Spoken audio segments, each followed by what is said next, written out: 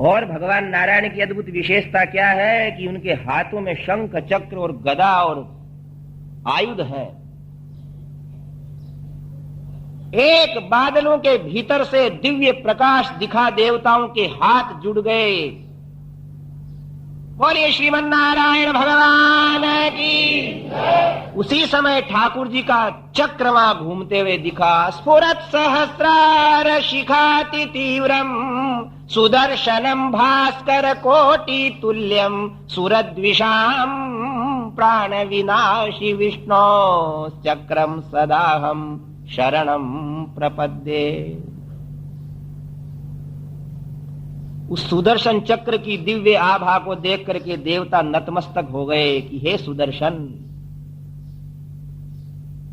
तुमने हम देवताओं की हमेशा रक्षा की है, आप हमारी रक्षा करो। चक्र दिखा विष्णोर, शंख दिखा विष्णोर मुखोत्था नीलपूरितस्य यस्य ध्वनिर्दानव दर्प हंता तम पांचजन्यम शशिकोटि शुभ्रम शंखम सदाहम शरणम प्रपद्ये।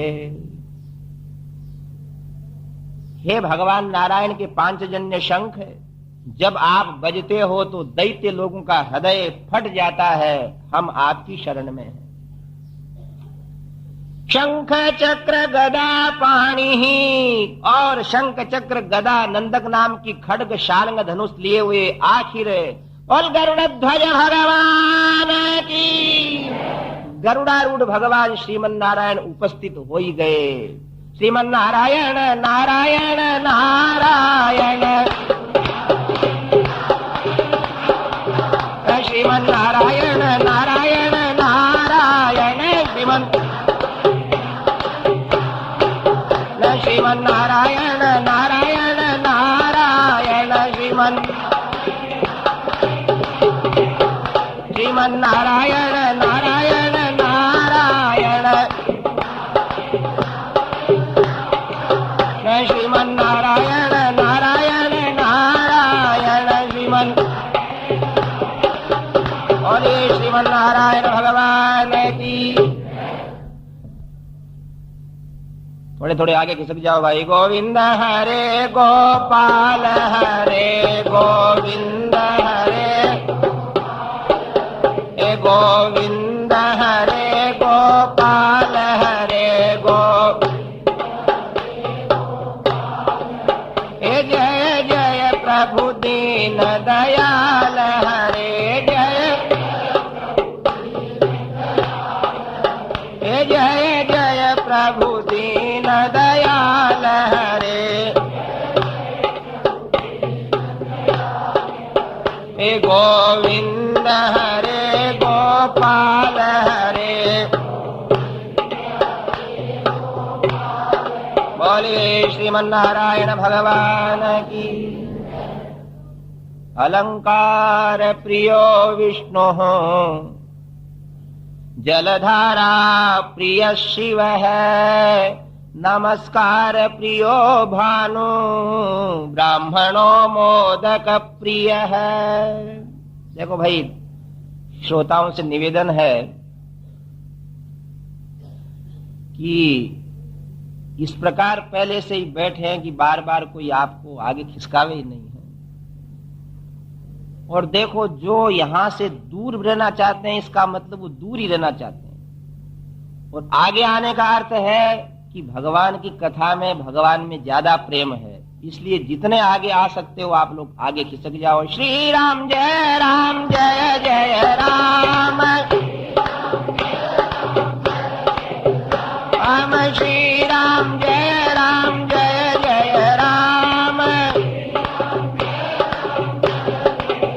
राम श्री राम जय जय राम। और ये राजा रामचंद्र भगवान की।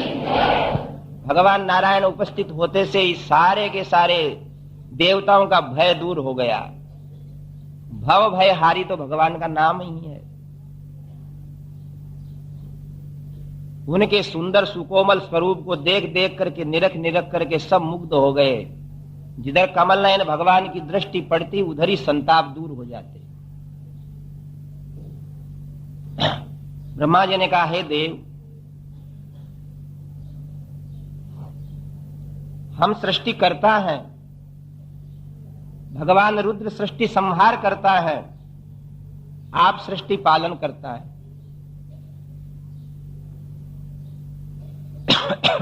वो रावण नाम का राक्षस है, वो मेरे से वरदान लेकर के त्रिभुवन के लिए कांटा बन गया है। इसलिए हमारी आपसे प्रार्थना है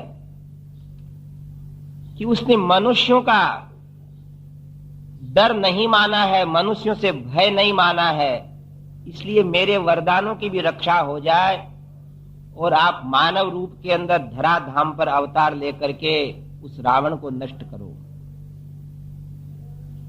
भगवान कहते हैं नारायण कि हे ब्रह्मा जी, रावण को भी नष्ट करना है और इसके साथ साथ एक बहुत बड़ा कार्य करना है। बोलिए राजा रामचंद्र भगवान की। उनने कहा, और क्या कार्य करना है? कि अनंत काल तक ये सारे संसार के लोग जीने का ढंग सीख लें, इसलिए मर्यादाएं भी सिखाना है। आप लोग मेरे को क्या कहना चाहते हैं सो कह दो। राज्ञो दशरथस्य त्वम् अयोध्याधिपतेर्विभो धर्मज्ञस्य वदान्यस्य महर्षि समतेजसः। ब्रह्मा जी कहते हैं कि महाराज दशरथ के 3 पत्नियां हैं, कौशल्या, सुमित्रा, कैकेयी। हे नारायण, आप वहीं पुत्र रूप के अंदर जन्म लेकर के इन दैत्यों का नाश करो। त्वं गतिः परमा देव सर्वेषान्नः परन्तप वधाय देव शत्रूणाम नृणाम लोके मनः कुरु त्वं गतिः परमा देव। हे प्रभु, आप ही हमारी गति हो। गति ही भर्ता प्रभु साक्षी, सहस्त्र नाम में नाम है ना, सबकी गति भगवान है। इतने में तो भगवान नारायण कहते हैं, भयम त्यजत भद्रम वो धितार्थम युधि रावणम सपुत्र पौत्रम सामात्यम समंत्रि ज्ञाति बांधवम। अरे देवताओं, भय त्याग दो। तुम तो रावण का कहते हो, मैं रावण, उसके भाई, उसके बेटे, उसके पोते, उसके मित्र मंडली, मंत्रियों सहित सबका नाश कर दूंगा। बोल सर्वेश्वर भगवान की। और इस सारे समाज का, भारतवासियों का उपकार करने के लिए वो मर्यादाएं बता करके जाऊंगा कि देवताओं, लोग मुझ नारायण को भूल करके लोग राम राम करने लग जाएंगे। बोल राजा रामचंद्र भगवान की। तुम लोग भय को त्याग दो। सज्जनों, यह राम का ही प्रताप है। हमने एक ऐसे नारायण मंत्र के उपासक देखे, एक बाई को, जो उसको लोग ही नारायण कहते, आओ नारायण। इतना नारायण मंत्र जपती हो। पर एक दिन उनके हाथ में थाली थी, वो थोड़ा सा पांव फिसल गया, थोड़ा सा, तो पांव फिसला के मुंह से निकला राम राम राम राम राम। हमने कहा, कहो नारायण। बोले, राम जी तो राम जी हैं महाराज हैं। हमारे जीवन से, हमारे शरीर से, हमारे इस भारत भूमि के कण कण से राम ऐसे जुड़ गए हैं कि रामो रामो राम इति प्रजानाम अभवन कथा। राम भूतम जगदभूत रामे राज्ये प्राज्यम प्रशासति। कि जो राम ने राज्य किया तो संसार के अंदर राम के अतिरिक्त कोई बात ही नहीं रही। भगवान नारायण कहते हैं कि मैं वो काम करूंगा देवताओं कि जिस महाराज दशरथ के यहाँ आप मेरे को भेज रहे हो, वो दशरथ नंदन ही दशरथ नंदन हो जाएंगे। तुम लोग चिंता छोड़ दो। तमुद्धतम रावणमुग्र तेजसं प्रवृद्ध दर्पं त्रिदशेश्वर द्विषं विरावणं साधु तपस्वी कंटकम्। नाम उद्धरतम भयावहम तमुद्धतम रावण मुद्ध तेजसम। ब्रह्मा जी ने देवताओं से कहा कि मैं तो जाम्बवान के रूप में अवतार ले चुका हूं, इंद्र बाली के रूप में है, सुग्रीव सूर्य के रूप में है, और पवन इत्यादि सारे देवता अवतार ले लें, राम जी की जय जयकार तो हम लोगों को ही करना है। इसलिए जितने भी देवता थे वो वानर योनि के अंदर जन्म लेने लगे, क्योंकि रावण को वानरों से भी उसने ऐसा समझा, वानर क्या करेंगे, नर वानर के लेखे माही जीते सुरासुर तब श्रम नाही। रावण कहता है ना, वहां रावण ऐसा था कि वो किसी की बात तो मानता ही नहीं। उसको कोई भय दिखलाता कि आया एक वानर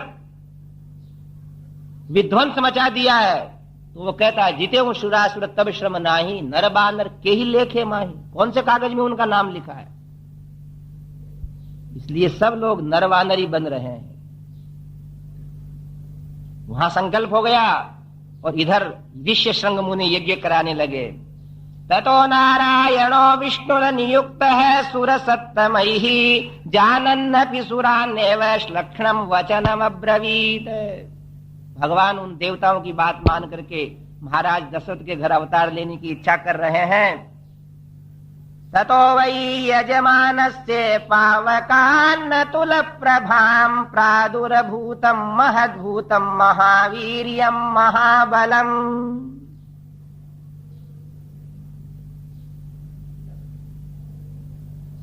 यज्ञ कर रहे हैं महाराज दशरथ, ऋष्य श्रृंग यज्ञ करवा रहे हैं। भगवान नारायण की ही देवताओं ने जो प्रार्थना की, उन्हीं भगवान नारायण का ध्यान कर रहे हैं। ऋष्य श्रृंग महाराज दशरथ से ध्यान करवा रहे हैं। सशंख चक्रम सकिरीट कुंडलम सपीत वस्त्रम सरसीरुहे क्षणम सहार वक्षस्थल कौस्तुभश्रियम नमामि विष्णुम शिरसा चतुर्भुजम। तीनों देवियां हाथ जोड़े हैं, शंख चक्र गदा पद्मधारी पीतांबर पहने हुए कमल नयन भगवान नारायण को हृदय में स्थापित किए हुए ओम नमो नारायणाय, ओम नमो नारायणाय। आहुतियां यज्ञ कुंड में जा रही हैं। सारा असंख्य असंख्य अयोध्या का समाज भगवान नारायण का ध्यान किए हुए प्रतीक्षा में है कि हमारे प्रजा नरेश महाराज दशरथ की भावनाएं आज परिपूर्ण हो जावें। ततो वै यजमानस्य पावकान्नतुल प्रभुं प्रादुर्भूतं महद्भूतं महावीर्यं महाबलम्। सबके हृदय बहुत प्रसन्न होने लगे। महाराज दशरथ और तीनों रानियों ने और ऋष्य श्रृंग मुनि ने जो ही आहुति यज्ञ कुंड के अंदर समर्पित की, और यज्ञ नारायण भगवान की यज्ञ की ज्वालाएं, दीप शिखाएं, प्रज्वलित अग्नि की शिखाएं पूरे मंडप के अंदर छा गई, और छा करके मानो वही मूर्तिमान रूप ले लेती हैं। लाल वस्त्र पहने हुए, लाल मुख वाले, जिनके दाढ़ी और मूछे हैं, ऐसे यज्ञ पुरुष, प्रजापति के भेजे हुए दिव्य पुरुष उस यज्ञ कुंड के मध्य के अंदर स्थित हुए। और यज्ञ नारायण भगवान की।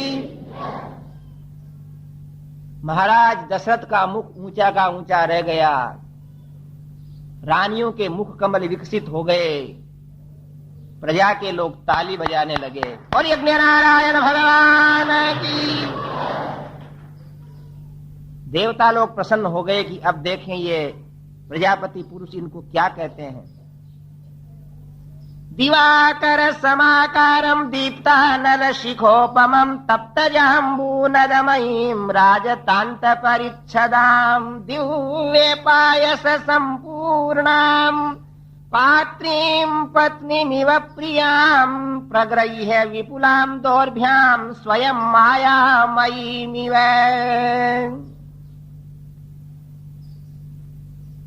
उन प्रजापति पुरुष के सुंदर सुदृढ़ हाथों के अंदर एक सुवर्ण की परात थी, बड़ी परात, छोटे किनारे वाली नहीं, जिसमें खूब सामग्री आ जावे।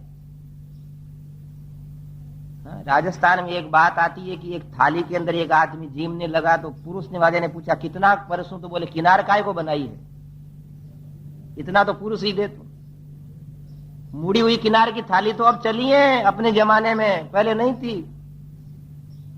मुड़ी हुई तो किनार, मुड़ा हुआ ये आदमी का मन। और बहुत बड़ी थाली थी और चांदी के पात्र से ढकी हुई थी। वह प्रजापति पुरुष वहां से कूद करके महाराज दशरथ के पास आए। महाराज दशरथ खड़े होकर दंडवत प्रणाम कर रहे हैं। बोले श्रीमन्नारायण भगवान की। हे महाराज, ये दिव्य पदार्थ है, इससे आपको संतान उपलब्ध होगी। आप अपनी रानियों को अपनी इच्छा के अनुसार दे दो। महाराज दशरथ ने वो लेकर के ग्रहण कर लिया, कौशल्या जी के हाथ में दे दिया। प्रजापति पुरुष उसी समय अंतर्धान हो गए। यज्ञ की पूर्णाहुति हुई। कितना धैर्य है कि उस पात्र को ले जाकर के ऋषि शृंग मुनि के पास रख दिया। बोले महाराज, ये आपकी तपस्या के त्याग का फल मेरे को मिल गया है। रो पड़े महाराज दशरथ कि एक दिन झोली लेकर के भीख मांगने में आपके राजा रोमपाद के, आपके ससुर के देश में आया था कि मेरी झोली आप अपने आशीर्वाद से भर दो। महाराज, मेरा आना सफल हुआ। कुलगुरु वशिष्ठ जी का मेरे प्रति रहने वाला दया भाव सफल हुआ। आपका यज्ञ सफल हुआ। और प्रजा के लोगों को हाथ जोड़ करके महाराज दशरथ कहते हैं कि हे प्रजा, हे नागरिकों, हे नारियों, मेरे प्रति तुम्हारी भक्ति भी सफल हो गई। आप लोगों का पालन करता मेरे से भी कोई उज्जवल पुरुष आने वाला है, जिसके जन्म के लिए आप सारे व्यक्तियों ने मेरे जीवन के अंदर अपने अपने आशीर्वाद की गंगा प्रवाहित की है। मैं आप सबका ऋणी हूं। प्रजा नरेश थे, इसलिए कहते हैं राम घर दशरथ के जन्मे, घराना हो तो ऐसा हो। कितना साहस, कितना धैर्य। तब ऋषि शृंग मुनि ने वो थाली अपने हाथ से उठा करके कहा कि महाराज, ये आप ले और आपकी इच्छा अनुसार अपनी पत्नियों को बांट दो। ये यज्ञ पुरुष ने आपको दी, हमको नहीं दी। बोले महाराज, आपके मंत्रों की शक्ति है कि देवता आ गए। सबको विदा किया, घर ले आए उस प्रसाद को। कौसल्यायै नरपति पायसार्धम ददौ तदा, अर्धाद अर्धम ददौ चापी सुमित्रायै नराधिप है। उसमें से आधा हिस्सा तो भगवती कौशल्या को दे दिया। 50% हो, ध्यान देना। अब 50% जो बचा उसमें से आधा यानी 25% सुमित्रा जी को दे दिया। अब शेष कितना रहा? 25% ही रहा। महाराज दशरथ स्वतंत्र थे अपनी इच्छा से। उसके दो के और उस एक के और दो भाग किए। एक कैकेयी को दे दिया और बचा हुआ वापिस सुमित्रा को दे दिया। इस तरह ये 4 बार दिया गया। 8 आना कौशल्या जी को, फिर 8 आने में 2 हिस्से कर 54 हिस्सा सुमित्रा को, फिर 54 बचा उसके फिर 2 हिस्से करके 2 आना कैकेयी को दे दिया और 2 आना फिर सुमित्रा जी को दे दिया। 8 और 14 आना और 2 आना 16 आना, इस तरह इसका विभाजन किया है। ततस्तु राजा प्रतिवीक्षता स्त्रियः प्ररूढ़ गर्भा प्रतिलब्ध मानसः बभूव रष्टस्त्रि दिवे यथा हरिः सुरेन्द्र सिद्धर्षि गणाभिपूजितः। ततस्तु राजा प्रतिवीक्षता स्त्रियः। थोड़े ही दिनों में अयोध्याधिपति महाराज दशरथ जब अपनी नारियों की ओर देखते हैं तो उनके नेत्र नीचे हैं। सगर्भा अपनी पत्नियों को देख करके महाराज दशरथ नित्य प्रति भगवान नारायण का भजन कर रहे हैं कि हे प्रभु, हमारी संतान अत्यंत स्वस्थ और सुरक्षित जन्म ले। अभी महाराज अपने इस दिव्य राजमहल को समस्त गुणों से सुखी देख रहे हैं। इधर पुत्रतंतु गते विष्णु राज्ञस्तस्य महात्मन उवाच देवता सर्वा स्वयंभुर भगवानिदम्। सारे देवता लोग वानरों के यहां उपस्थित हो ही रहे हैं, अवतार ले ही रहे हैं, और ऋष्य श्रृंग इत्यादि सारे के सारे महात्मा विदा की लेकर के एक बार तो चले गए, किंतु दिव्य रूप से वापिस अयोध्या में रह रहे हैं। ब्रह्मादिक शिवादिक देवता भी अयोध्या के अंतर्गत ही निवास कर रहे हैं। अब वो शुभ समय आया जिस समय को भारत के लोग कभी नहीं भूल सकते। श्री राम जय जय राम, हम बोलो श्री राम जय जय राम। हम श्री राम जय जय राम। हम श्री राम जय जय राम। हम श्री राम जय जय राम। हम श्री राम जय जय राम। हम श्री राम जय जय राम।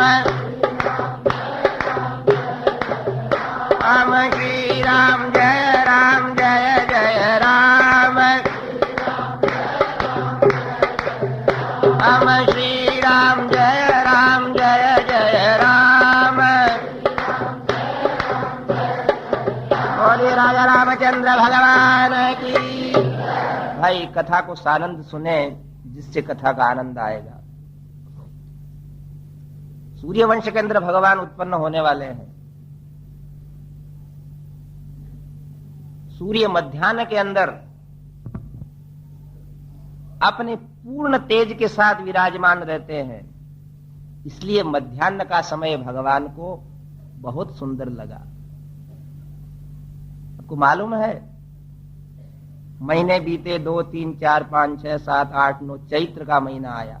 9वीं तिथि मधुमास पुनीता।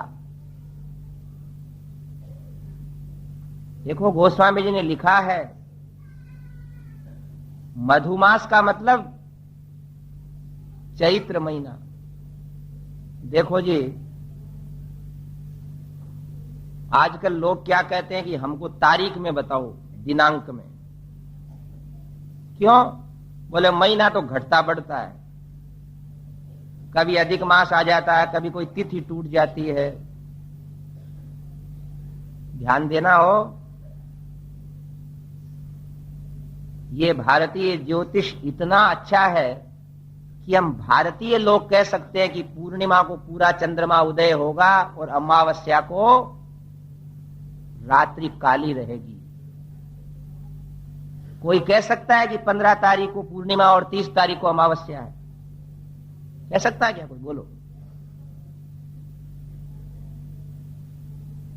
अरे वहां भी 28 और 29 फरवरी का चक्कर है। किसी किसी की जन्मगांठ 4 वर्ष में ही आती है। श्रीमन नारायण भगवान की। पर दिमाग खराब कर लिया कि दिनांक में बताओ। अपनी तिथियां देखो, हर तिथि को अलंकार है। यहां इस अंग्रेजी तारीख में तो बस आज का दिन ही 25 दिसंबर ही सबसे बड़ा है, क्रिसमस डे। उसके बाद कोई तारीख का महत्व नहीं। एक तारीख आती है, बोले क्या अप्रैल फूल है, उल्लू बनाना है। अपनी तिथियां देखो, चैत्र शुक्ल से वर्ष प्रतिपदा शुरू होती है। गुड़ी पड़वा, भाई दूज, आखा तीज, गणेश चौथ, नाग पंचमी, ऊब छठ, शीतला सप्तमी, जन्माष्टमी, रामनवमी, विजयदशमी, एकादशी महाव्रत, वामन द्वादशी, धनतेरस, रूप चौदस और अमावस्या को लक्ष्मी नारायण भगवान, दिवाली अमावस्या को और पूर्णिमा को बोलिए सत्यनारायण भगवान की। बताओ कौन सी तिथि खाली है? फिर भी कहते हैं एकम दूध समझ में नहीं आती। क्या सिर नहीं समझ में आता है? चैत वैशाख ज्येष्ठ आषाढ़ श्रावण भाद्र आश्विन कार्तिक मार्ग शीर्ष पौष माघ फाल्गुन, ये महीने हमको याद नहीं, तुम कैसे भारत के कहलाएंगे? कैसे राम भक्त कहलाएंगे?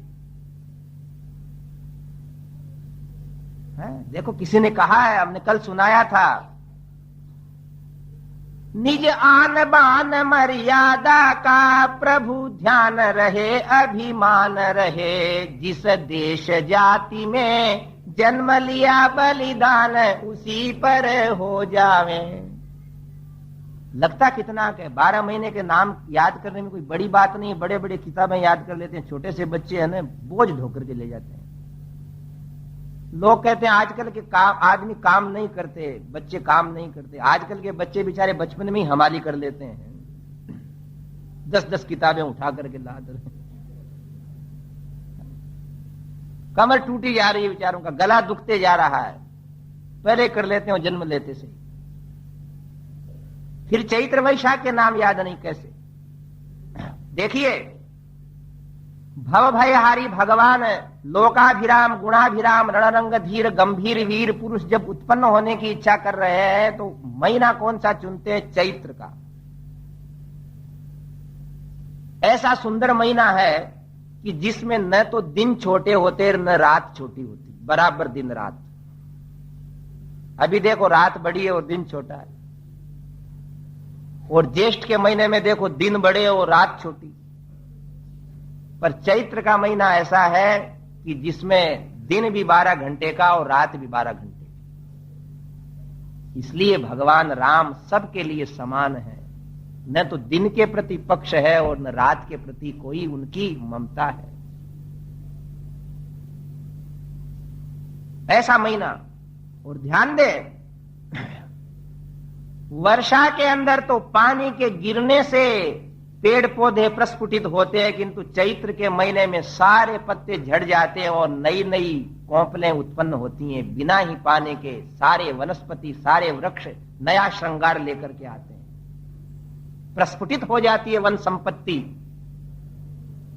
आम्र वृक्ष के ऊपर आम्र के फूल खाकर के कोकिला ऐसी कुहू कुहू करती है कि संकेत देती है कि राम जन्म का अवसर आ रहा है। मैं इस समय नहीं गाऊंगी तो कब गाऊंगी? हर वृक्ष के ऊपर लाल कोपलें आई हुई हैं, पक्षी चहचहा रहे हैं, नदियां मंद मंद प्रवाहित हो रही हैं, वन के अंदर सुगंध फैल रही है। शीतकाल चला गया। शीत ऋतु के कारण नर नारियों के मुख के ऊपर जो कालिमा छा गई थी, रंग काला पड़ गया था। वो स्त्री पुरुष भी खूब मंगल स्नान करते हैं होली के बाद में, और उनका रंग भी है ना बिल्कुल वृक्षों जैसा लाल चुट हो जाता है, प्रसन्न हो जाते हैं। वसंत ऋतु है जिसमें हर नर नारी वृक्ष लता पुष्प सब पल्लवित रहते हैं, क्योंकि वो प्रभु पधार रहे हैं जिनके आने के पूर्व भी सारी स्थितियां वैसी हो गई। अब तिथि कौन सी? नवमी तिथि। नवमी क्यों?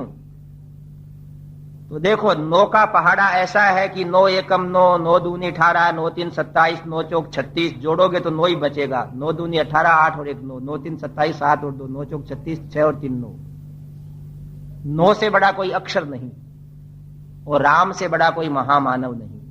बोलिए रामचंद्र भगवान की। सज्जनों, माला में 108 मणिये होते हैं, तो 8 और 1 9, 27 की माला होती है, 7 और 2 9। ऐसा कहते हैं। आपके घर में पंचांग होने तो पंचांग में सत्य युग की, त्रेता युग की, द्वापर युग की और कलयुग की आयु को ऐसे जोड़ोगे ना तो उसमें आखिर 9 ही बचेगा। इसलिए राम को जिसने समझ लिया, राम जन्मोत्सव को जिसने देख लिया, यानी संसार में सबसे बड़ी वस्तु देख ली, फिर कुछ देखने के योग्य बचा नहीं। चैत्र शुक्ल पक्ष आया, प्रतिपदा, द्वितीया, तृतीया, चतुर्थी, पंचमी, षष्ठी, सप्तमी, अष्टमी का सूर्यास्त हुआ, नवमी का प्रातः काल प्राची दिशा के अंदर जब भगवान सूर्य उदय हुए तो सूर्य भी थोड़े मंद मंद उदय होकर के कह रहे हैं कि आज तो जो तेज मेरे अंदर है वो तेज स्वयं अयोध्या पे प्रकट होने वाला है। सूर्यस्यापि भवेत् सूर्य है, यज्ञ यज्ञ ही प्रभो प्रभु। भगवान राम क्या है? सूर्यस्यापि भवेत् सूर्य है, सूर्य के सूर्य हैं ये। गायत्री मंत्र में है ना, सवितुर वरेण्यम भर्ग है। सवितु सूर्य के, वरेण्यम उस वर्ण करने योग्य, भर्गो यानी तेज का हम ध्यान करते हैं जो सूर्य के अंदर चमकते हैं। यच्चंद्रमसि यच्चाग्नौ तत्तेजो विद्धिमामकम, जो पृथ्वी के अंदर धारणा शक्ति देते हैं, सूर्य में तेज देते हैं, चंद्रमा में शीतलता देते हैं, अग्नि में दाहकता प्रदान करते हैं, वो जगदीश्वर जब स्वयं आना चाहते हैं तो भगवान सूर्य भी आज अत्यंत प्रसन्न होकर के प्रकट हो रहे हैं। और आज के लोगों ने एक सूर्य को तो उदय होते हुए प्रणाम किया है और दूसरे सूर्य को प्रणाम करने के लिए तल्लीन हो रहे हैं। भगवती कौसल्या राजप्रासाद के उस दिव्य मंगल समस्त सुविधाओं से संपन्न सूतिका गृह के अंदर विश्राम कर रही है। महाराज दशरथ को संदेश दिया गया है वैद्यों के द्वारा कि महाराज आज का सूर्य आपको मंगल सूचना सुनाए बिना अस्त नहीं होगा। बोल अयोध्या धाम की, अयोध्या मथुरा माया काशी कांची अवंतिका पुरी द्वारावती चैव सप्तैता मोक्षदायिका। पक्षी सारे के सारे चारों तरफ वन प्रदेश के उड़ करके अयोध्या के राजप्रासाद के भीतर के वृक्षों के ऊपर समा नहीं रहे हैं। लोग घर घर के अंदर मंगल वस्तुएं बना करके लुटाने के लिए तैयार हो रखे हैं। सब व्यापारियों ने, घर के मालिकों ने, गृह स्वामियों ने अपने घरों के बांधनवारे बांध दी हैं कि कब सूचना आवे, कब उद्घोष होवे, कब वो नौबत बजे जो महाराजा दशरथ के जन्म के बाद आज तक बजी नहीं है। भगवती कौशल्या के गृह के अंदर रहने वाली महाराज दशरथ इत्यादि की जितने भी अंतरंग बहिनें थी, निकट बंधु थे, वो सब उपस्थित हैं। भगवती कौशल्या सोचती है कि मुझे न श्रम है, न शांति है, न क्लांति है, न पीड़ा है, न भार है। ये अवतार लेने वाले महापुरुष कौन होंगे, कैसे होंगे? महाराज दशरथ राज सिंहासन के ऊपर बैठे हैं, उनसे बड़ा सिंहासन जहां वशिष्ठ जी बैठे हैं। उस समय गोस्वामी जी ने वर्णन किया है, इधर वाल्मीकि लिख रहे हैं, प्रोद्यमाने जगन्नाथम सर्वलोक नमस्कृतम कौसल्या जनयद रामम दिव्य लक्षण संयुतम। सारे लोग उसी समय अयोध्या को एक बहुत बड़े प्रकाश के रूप में देखते हैं। बोल अयोध्यानाथ भगवान की। जितने भी ऋषि महात्मा योगींद्र मुनींद्र सब पूरी अयोध्या को जगमगाते हुए देख करके कुछ भी देखने में समर्थ नहीं है, तल्लीन है, भगवान नारायण का ध्यान कर रहे हैं। उसी समय परम सौभाग्य संपन्ना भगवती कौशल्या अपने सूतिका गृह के अंदर अपने राजप्रासाद के उस भवन में क्या देखती है? देखो, एक आरती एक भजन ये हमेशा हम गाते हैं, भये प्रगट कृपाला दीन दयाला। भये प्रगट, जन्म नहीं हुआ उनका, जन्म कर्म च में दिव्यम एवं यो वेत्ति तत्वतः त्यक्त्वा देहम पुनर्जन्म नैति मामेति सोर्जुन। भगवान का जन्म सामान्य नहीं है, दिव्य है, वो तो प्रकट होते हैं, जन्म नहीं है। अवतरती इति अवतार है, अवतार लेते दिव्य रूप से प्रकट हुए उनके सामने। किस कारण से? कृपा करके, दया करके। और वही रूप भगवान नारायण का दिव्य चतुर्भुज रूप।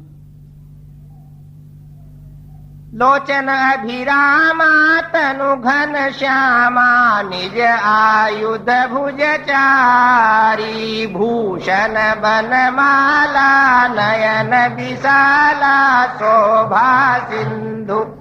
बोलिए रामचंद्र भगवान की। अभी देखो बालक नहीं बने, अभी दिव्य रूप है। लोचन अभिरामा, भगवती कौशल्या हाथ जोड़ करके खड़ी है, सुंदर नेत्रों से युक्त मेघ श्याम, वो 4 भुजा धारण किए हुए, वनमाला पहने हुए, शोभा के धाम भगवान को देखती है। और देख करके उनकी स्तुति करते हैं। आप लोग पढ़ते हो ना, ब्रह्मांड निकाया निर्मित माया रोम रोम प्रतिवेद कहे। मम उर्सो बासी यह उपहासी सुनत धीर मति थिर न रहे। जिनके रोम रोम के अंदर अनेक ब्रह्मांड दिख रहे हैं भगवती कौशल्या को, एक एक रोम से उन भगवान नारायण के एक एक ब्रह्मांड निश्रित हो रहा है, पल्लवित पुष्पित फलित हो रहा है। उसी समय भगवती कौशल्या हाथ जोड़ती है और कहती है, प्रभो ये दिव्य रूप आपने दिखा दिया, और अब मेरी आपसे लीला है, एक प्रार्थना है। माता पुनि बोली सोमति डोली तजहु तात यह रूपा।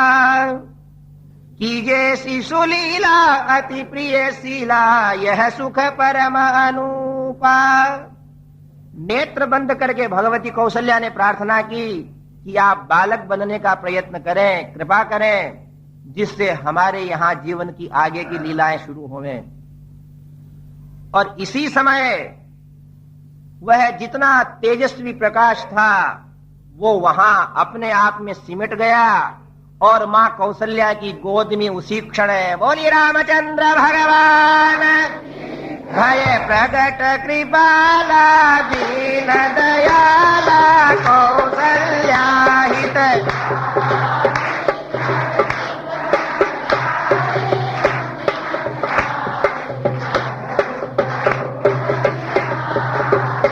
भोजन अभिरामा तनु घन।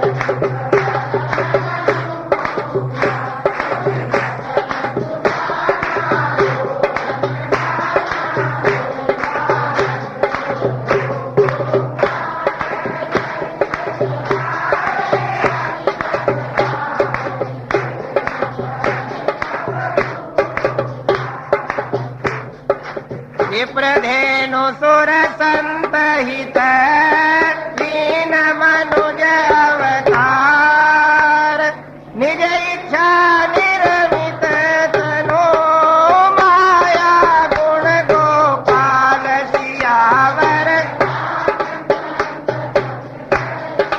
राम बोलो जय सिया राम जय राम जय जय बोलो बोलो साहब जय हेलो। सिया राम जय जय सिया राम जय सिया राम जय जय सिया राम जय सिया राम जय जय सिया राम जय सिया राम जय जय सिया राम जय सिया राम जय जय सिया राम जय सिया राम जय जय सिया राम सब कोई बोलिए सब कोई बोलिए जय सिया राम जय सिया राम जय जय सिया राम जय सिया राम जय जय सिया राम जय सिया राम जय जय सिया राम जय सिया राम जय जय सिया राम जय सिया राम जय जय सिया राम बोलो सियावर रामचंद्र भगवान की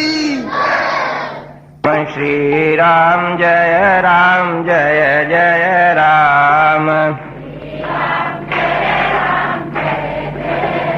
बोले राजा रामचंद्र भगवान की।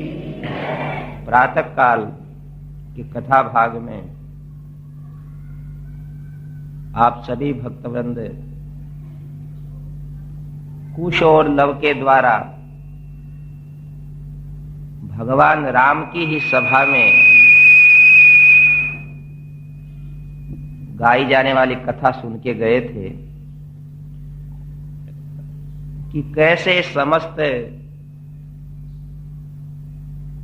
देवताओं की प्रार्थना से भगवान राम कौशल्या सुत बने। अवतार हुआ न, अवतार होने के कारण क्या? यदा यदा हि धर्मस्य ग्लानिर्भवति भारत अभ्युत्थानम धर्मस्य तदात्मानं सृजाम्यहम्। एक तो दुर्जन विनाश के लिए, तो दुर्जन विनाश तो भगवान राम 11,000 वर्ष रहे या बहुत वर्ष रहे, तो क्या उतने समय में दुर्जन विनाश किया क्या? रावण कुंभकर्ण इनको मारना तो थोड़े समय के अंदर ही पूरा कर दिया। ज्यादा समय तो हम लोगों को अपने मधुरतम लीला के दर्शन कराने के लिए व्यतीत किया, जिनका जन्म बहुत सुंदर। श्री राम जय जय राम ऐसा कहते हैं। एक बार महाराज जनक के यहां 9 योगीश्वर पहुंच गए। श्रीमद् भागवत में कथा है, 9 महात्माओं को देख करके जनक इतने प्रसन्न हुए कि एक महात्मा ही आनंद कर देता है, अब 9 आ गए तब तो न जाने कितना आनंद आएगा। तो उनने एक से पूछा, प्रथम कवि नाम के योगीश्वर से, कि संसार में हमको क्या करना चाहिए। सत्संग मिल गया, आप महात्मा हैं, आप योगीश्वर हैं, आपको कोई मिल जावे महात्मा, कहीं सत्संग में चले जाओ, पूछने का अवसर आ जावे, तो ये पूछोगे कि क्या करें, कैसे समय को सुंदर रूप से बितावें। तो वो योगीश्वर क्या कहते हैं?